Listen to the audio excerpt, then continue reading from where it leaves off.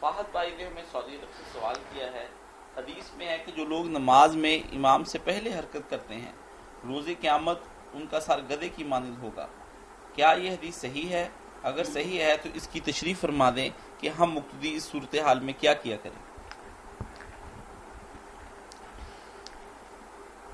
قیامت کے دن کا تو لفظ میرا خیال میں اس حدیث میں نہیں، یہ ہے کہ ایسے لوگ ڈرتے نہیں کہ اللہ تعالیٰ ان کا سر جو ہے نا گدھے کا بنا دے، کہ جو انسان ہوتے ہوئے اتنی عقل نہیں رکھتے کہ تم مقتدی ہو، پیچھے پیچھے چلنا تمہارا کام ہے، جس کو امام مانا اس کو آگے چلنے دو۔ حدیث پاک میں صحابہ کرام رضوان اللہ علیہم اجمعین بتاتے ہیں کہ ہم رکوع میں نہیں جاتے تھے جب دیکھ نہیں لیتے تھے کہ حضور رکوع میں چلے گئے، پھر ہم جھکنا شروع کرتے تھے۔ اور اسی طرح اگر سیدھے کھڑے ہوتے سمع اللہ لمن حمدہ کے بعد تو اگلی صفیں دیکھتی تھی کہ آپ نے سر سجدے میں رکھ دیا، وہ پھر جھکتے تھے، ان کے ساتھ ہم بھی بہت پیچھے پیچھے آتے تھے۔ پیچھے رہنے میں کوئی خطرہ نہیں، آگے بڑھ جانے میں نا ہلاکت کی